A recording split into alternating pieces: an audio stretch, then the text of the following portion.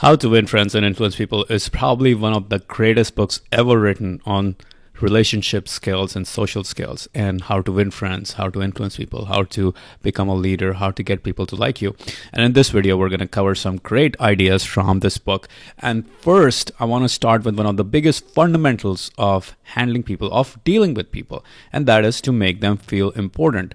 The desire to feel important is one of the most fundamental urges that we all have. You, I, everyone that you see, everyone that's just walking around on the face of this earth, everyone wants to feel important and they consider themselves important. So William James, the great philosopher, he said that the deepest principle in human nature is the craving to be appreciated.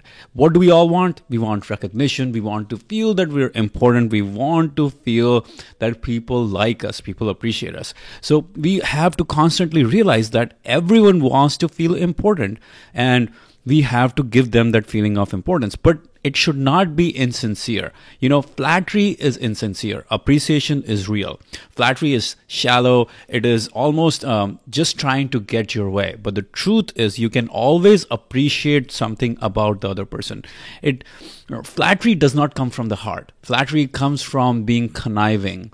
It's a more Machiavellian thing, if you would say so, compared to appreciation, which is real, which is more fundamental to their existence in some way. So try to appreciate. Don't try to flatter someone. John Dewey, the great philosopher, he said, the deepest urge in the human nature is the desire to feel important in the eyes of other people.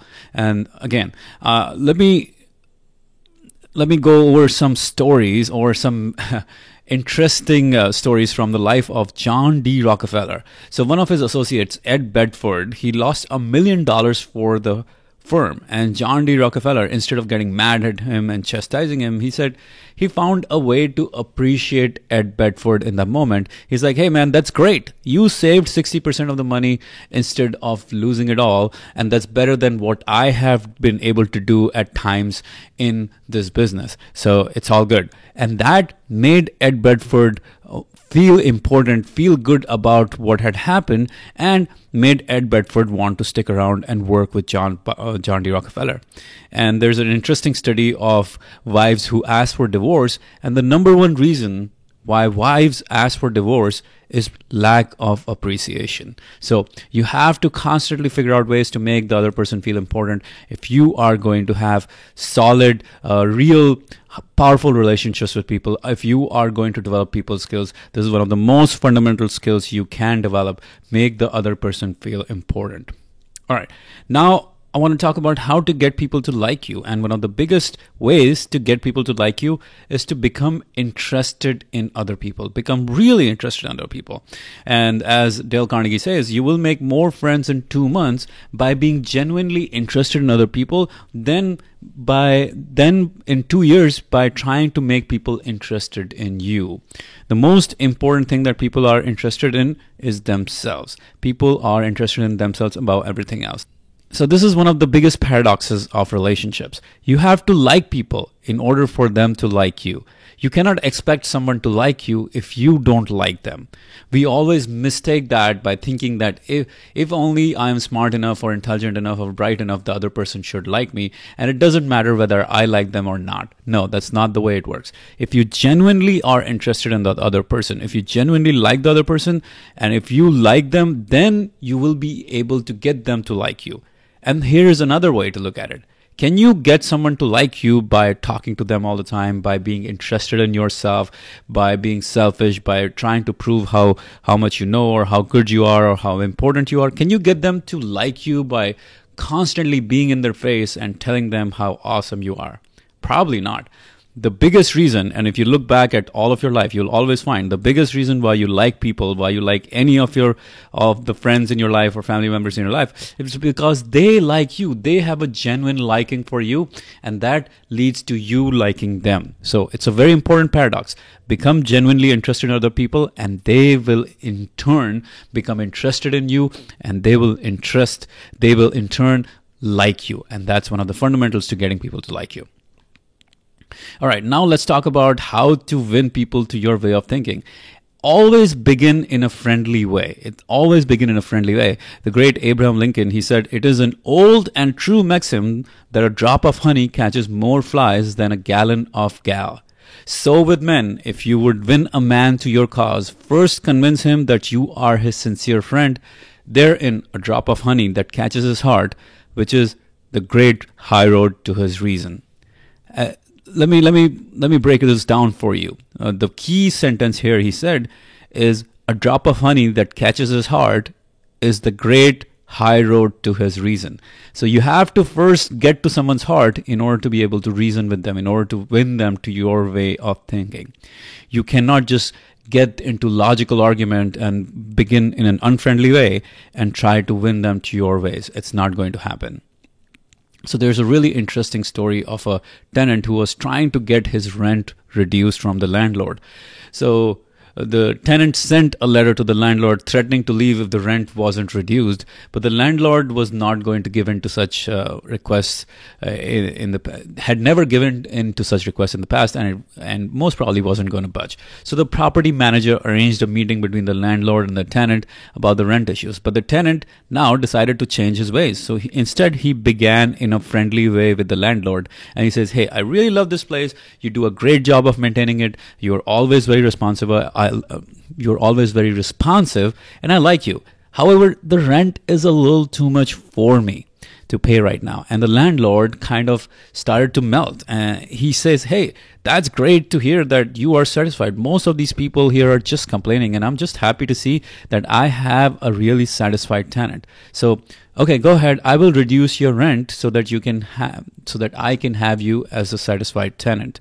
And the landlord reduced the rent by a certain amount. But the tenant said, "Hey, I'm sorry. I really appreciate you for lowering the rent, but that's still not within my budget. I would love to stay, but I can't. But if you reduce the rent by another $100, then I will stay."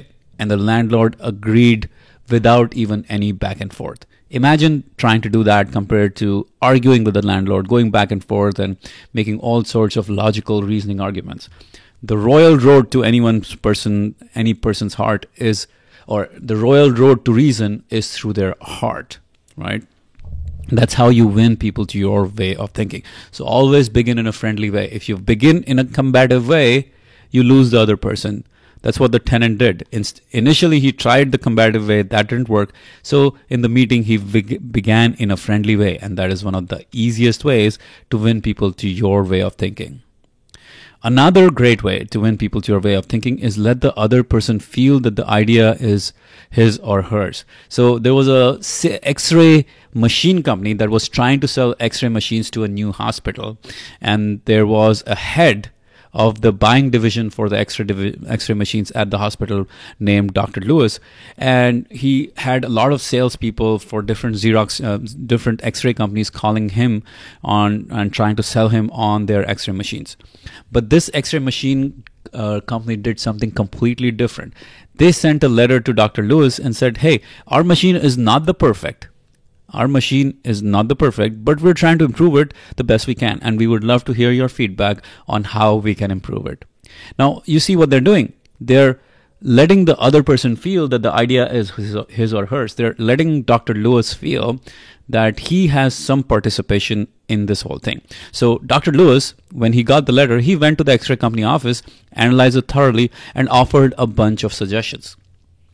At the end of it, the X-ray company came back and showed him the X-ray machine just as Dr. Lewis had suggested. So what happened as a result of it? Which X-ray machine did Dr. Lewis order? The ones he helped modify and improve, the ones that he felt like was his idea, or the ones that were not his idea, or the ones that he had really no interest in except that the salespeople were calling on him. Of course, he went with the one that he helped to modify and improve. So always let the other person feel that the idea is his or hers rather than imposing your idea on them. Try to ask questions. Try to get them to give feedback on how you can improve something, or try to get them to give you feedback on whatever conversation you're having, and let the other person feel that it is her or his idea. And that will always help you win them to your way of thinking. All right, so now let's talk about some powerful laws of leadership, powerful ways to improve your leadership skills. One of which is how to find faults with people, how to criticize them without ever criticizing them really, or without making them feel like you're criticizing them. So to find faults, begin with praise and honest appreciation. That's the key. We often make the mistake of just telling people exactly what is their fault, what is wrong with them, and we think that will be more expedient, that will be faster. But truth is, it never leads us anywhere, because as soon as you find fault with people, people shut down. And this is something I learned in Toastmasters very early on. By the way, I highly recommend Toastmasters for anyone who's trying to learn how to speak in public, anyone who's trying to improve their communication skills. Just go to toastmasters.org, and there's probably a club within your local area. It's one of the best and the cheapest ways to learn public speaking skills. So one of the things you learn in Toastmasters as an evaluator, when you evaluate other people's speeches, is to always gives feedback in a sandwich format, which is initially when you evaluate someone's speech, no matter how good or bad the speech was, we always start with the positives of the speech. First, we give appreciation. We appreciate whatever effort that person has put in. We appreciate the quality of the speech. Whatever they did, there's always something you can find positive in that thing. No matter how bad the speech, there is always something you can find good in that. You can always find praise. You can always find ways to praise that person for their speech. There are always positives to be found. And now that you have given them what you appreciate, or now that you've given them the positives, and now that you've given them some honest appreciation, now you can talk about 2 to 3 key things that they could improve in their next speech. There's a very consistent format as an evaluator in Toastmasters. We always start with first giving appreciation, and only then do we talk about things that the other person can improve. So never try to criticize directly, but instead begin with praise and honest appreciation, and then move on to telling them a few things that they could improve on. One of the most powerful ways to develop your leadership skills. Another key to building your leadership skills, talk about your own mistakes before criticizing other people. That's how you build trust. So in Toastmasters, I remember when you give speech, let's say someone just gave their first speech, and now as an evaluator, I am giving them my feedback on their speech.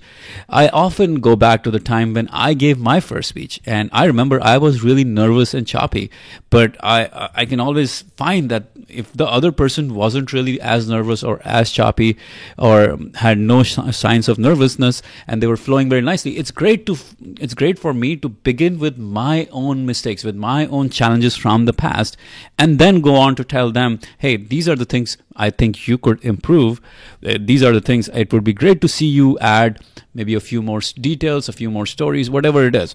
So always start whenever you have to find fault, whenever you have to criticize their mistakes or anything like that, first talk about how you might have made that mistake in the past. Hey, I have done crazy things like that. I have failed. Remember we talked about John D. Rockefeller's story earlier, how he told his associate, hey, you at least save the company 60%. There are times when I couldn't even do that. In fact, I lost more than that. So it's okay. So that's how John D. Rockefeller did it. He talked about his own mistakes before criticizing the other person. Now, how do you get the other person to do what you want them to do? The key here is to make the other person happy about doing that thing. Identify what the other person really, really wants deep inside. Identify how this thing that you want them to do can help them get what they want. And then talk to the other person about the benefit they want and how this task, this thing that you want them to do, can help them get that benefit.